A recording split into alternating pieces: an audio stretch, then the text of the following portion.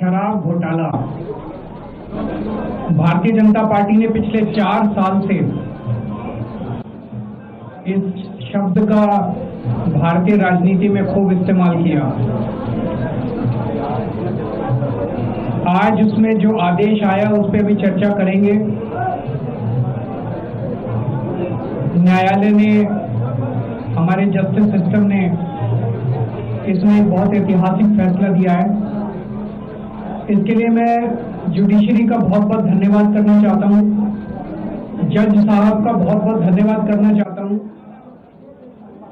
आज के इस माहौल में जब सारी संस्थाओं को, सारे अथॉरिटीज को डराया जा रहा है, धमकाया जा रहा है, ऐसे में इतना बड़ा न्याय करने के लिए जज साहब ने वाकई बहुत हिम्मत दिखाई है। मैं उन सभी वकील भाइयों का धन्यवाद करना चाहता हूं जिन्होंने एक एक कदम हम लोगों का साथ दिया, हमारी ये लड़ाई न्यायालय में लड़ी। मैं खासकर नाम लेना चाहता हूं, अभिषेक मनु सिंघवी साहब का धन्यवाद करता हूं, हरिहरन साहब का धन्यवाद करता हूं, जिन्होंने एक एक कदम हम लोगों का साथ दिया, हमारी ये लड़ाई न्यायालय में लड़ी। मैं खासकर नाम लेना चाहता हूं, अभिषेक मनु सिंघवी साहब का धन्यवाद करता हूं, हरिहरन साहब का धन्यवाद करता हूं, रिबेका मैडम का धन्यवाद करता हूं, विक्रम चौधरी जी का, दयान कृष्णन जी का, रमेश गुप्ता जी का, शादान का, मोहित माथुर जी का, विवेक जैन, रजत, मोहम्मद इरशाद, करण,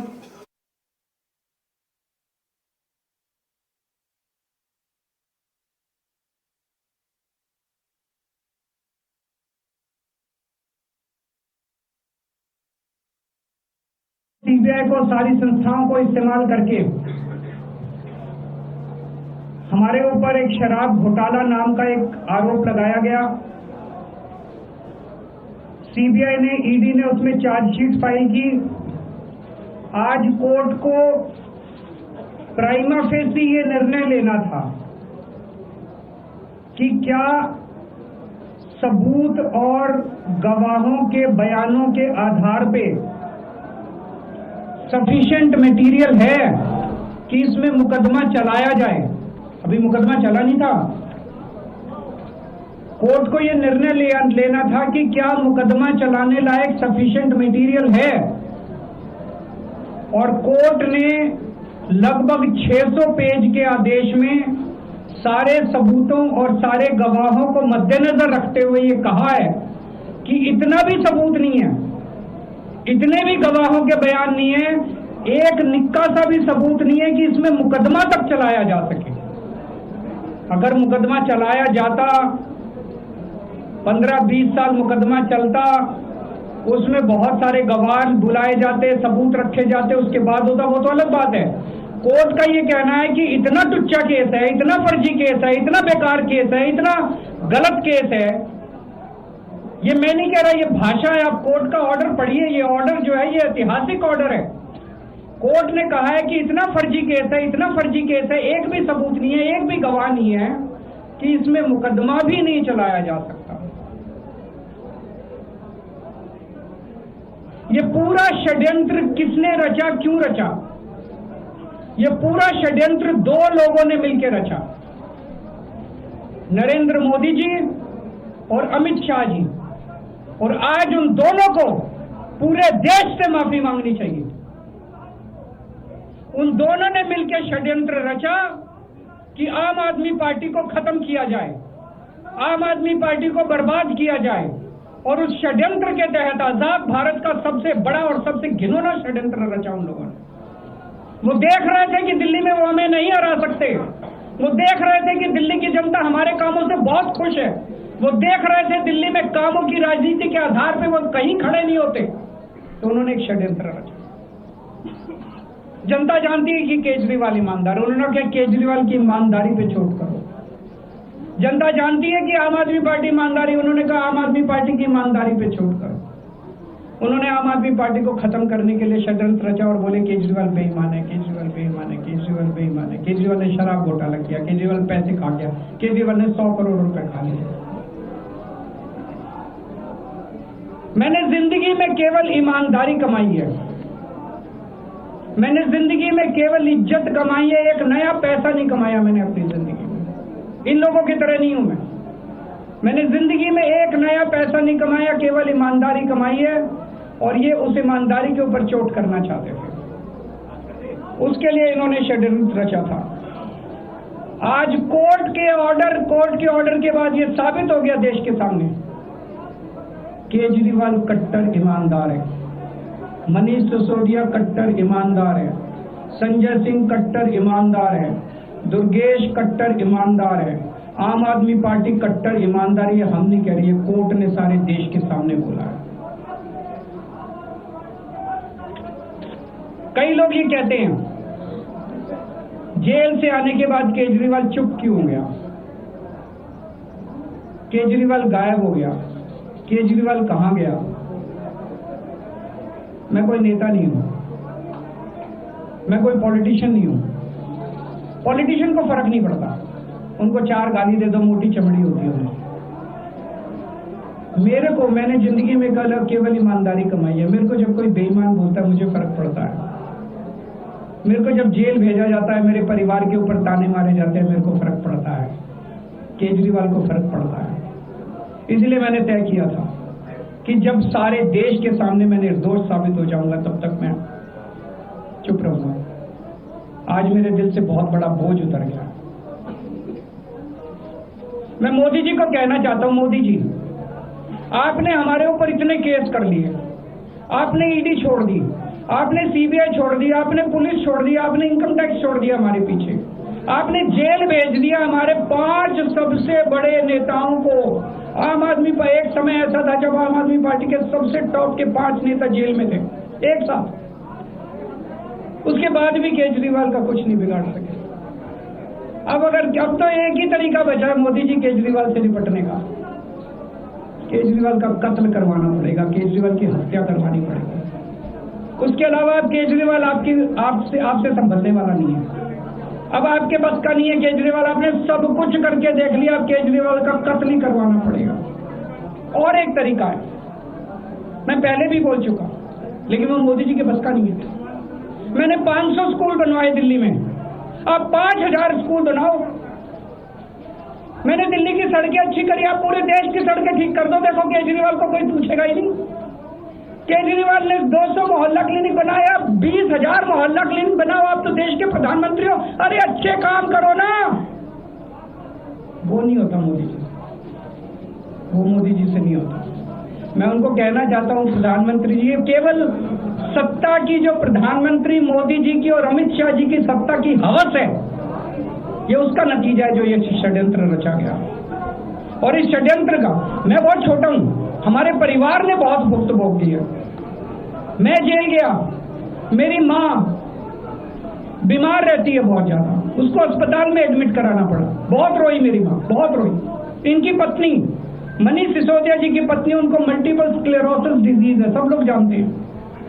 जब सुप्रीम कोर्ट में केस चल रहा था, संजीव खन्ना जी ने कहा कि बहुत गंदी बीमारी है, उनके नीचे का पूरा पोर्शन काम नहीं करता और धीरे धीरे बीमारी बढ़ती जा रही है। हमारे परिवार ने बहुत भुगता है, लेकिन वो इंपॉर्टेंट नहीं है, हम इंपॉर्टेंट नहीं है, हमारा परिवार भी इंपॉर्टेंट नहीं है। लेकिन मोदी जी और अमित शाह जी के षड्यंत्र का खामियाजा जो दिल्ली भुगत रही है, दिल्ली के 3 करोड़ लोग भुगत रहे हैं, उसकी भरपाई कौन करेगा?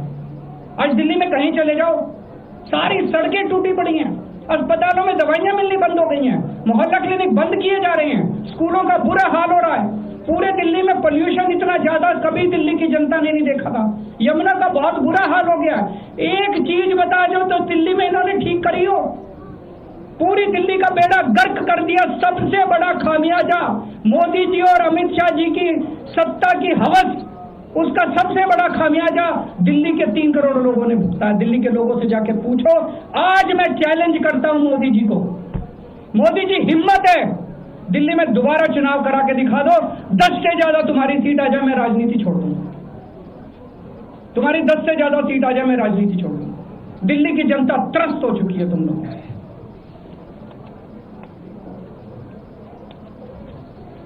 मैं मोदी जी को कहना चाहता हूं, अगर आपने सत्ता हासिल करनी है, कुछ पॉजिटिव काम करके सत्ता हासिल तो आज देश के सामने इतनी बड़ी बड़ी समस्याएं हैं। आज देश का युवा दुखी है, देश का व्यापारी दुखी है, देश का उद्योगपति दुखी है। आज अमेरिका हमें आंखें दिखा रहा है। मोदी जी की हिम्मत नहीं है जो ट्रंप के खिलाफ एक शब्द बोल दे। ट्रंप के खिलाफ रोज ट्रंप गालियां देता है मोदी जी को, रोज ट्रंप गालियां देता है भारत को, रोज ट्रंप गालियां देता है हमारे देश को। मोदी जी के हमारा प्रधानमंत्री भीगी बिल्ली बना हुआ है। अरे देश संभालिए ना, आपको हमने देश चलाने को दिया था और अब केजरीवाल में उलझ गए, आप आम आदमी पार्टी में उलझ गए। पॉजिटिव काम करके सत्ता हासिल कीजिए, ये नेगेटिव काम करना बंद कीजिए। अगर आपके कोई एक दो प्रश्न है तो क्या आपको उम्मीद है कि आप ईडी के मामले को भी? ईडी मामला खत्म हो गया। सीबीआई के मामले के बेस पे ईडी था, वो अब फॉर्मेलिटी बची है। हम अगले हफ्ते एप्लीकेशन डालेंगे, ईडी का मामला खत्म हो जाएगा। में कांग्रेस कह रही है कि ये बीजेपी ने जो है कांग्रेस को नुकसान पहुंचाने के लिए आपको जो है राहत दिलवा दी है। मैं आपसे पूछना चाहता हूँ, केजरीवाल जेल गया, रॉबर्ट वाड्रा जेल गया, संजय सिंह जेल गया, क्या राहुल गांधी जेल गया? मनीष सिसोदिया जेल गया, सोनिया गांधी जी जेल गई? किस मुंह से बात करते हैं? शर्म नहीं आती कांग्रेसियों? सीबीआई केस को ऊपर कोर्ट में ले जाएगी। ले जाए, वो तो ले जाए, उनका हक है। सुप्रीम कोर्ट भी जाएंगे, हाई कोर्ट भी जाएंगे। जैसे निचली कोर्ट में न्याय हुआ, ऐसे ऊपरी कोर्ट में भी न्याय हुआ। जब कोई सबूत है ही नहीं, जब कोई गवाह है ही नहीं, तो ऊपर के कोर्ट में भी कहां से लाएंगे सबूत, कहां से लाएंगे गवाह? आज कोई छोटा मोटा उन्होंने डिस्चार्ज कर दिया है हमें, उन्होंने कहा कोई आरोप ही नहीं बनता। इसके अलावा जो इन्वेस्टिगेटिंग ऑफिसर सीबीआई के ऊपर उन्होंने, कोर्ट ने टिप्पणी की है कि सीबीआई अपने दोषी अधिकारियों के खिलाफ डिसिप्लिनरी एक्शन, कभी ऐसा ऑर्डर देखा है? इसका मतलब कितना फर्जी मुकदमा था कि सीबीआई के अफसरों के खिलाफ डिसिप्लिनरी एक्शन लिया जाएगा। आप कुछ कहना चाहते हैं? सर, बीजेपी कह रही है कि आप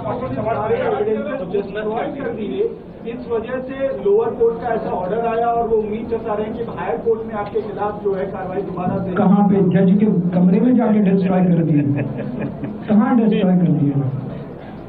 कहाँ डिस्ट्रॉय कर दिए? मैं जेल में था, ये जेल में था, संजय सिंह जेल में थे, कहाँ डिस्ट्रॉय कर दिए? हम पगला गए हैं वो। जब हम लोगों को जेल में डाला जा रहा था तो यही बीजेपी वाले चीख के कहते थे सारे सबूत हैं, सारे सबूत हैं, सारे सबूत। अब कहाँ गए सबूत? तो अभी तो देखिए, आजकल YouTube पर खूब सारे वीडियोस चल रहे हैं कि कौन किसके इशारे पे नाचता है।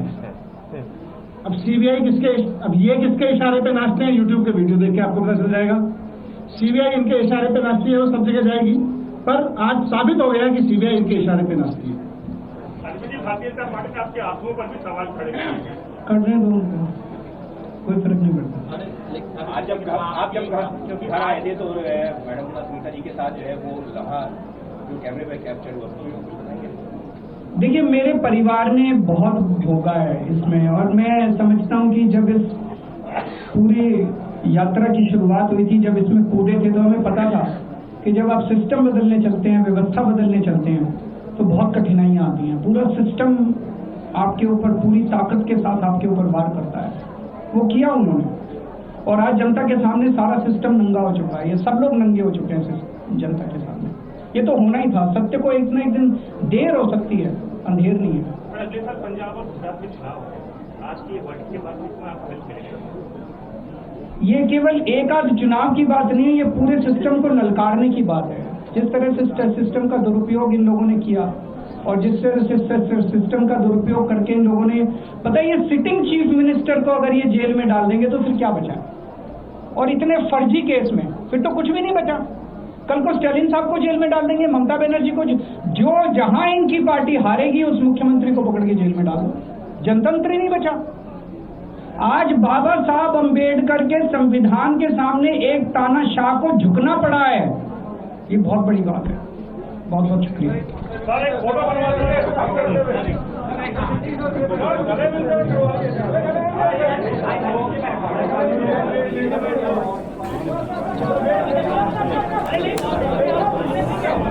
चलिए, अरविंद केजरीवाल को भी आप सुन रहे थे उत्साहित और प्रेस कॉन्फ्रेंस करते हुए, और देखिए सभी के चेहरे पर मुस्कुराहट है। अरविंद केजरीवाल हो चाहे मनीष सिसोदिया हो,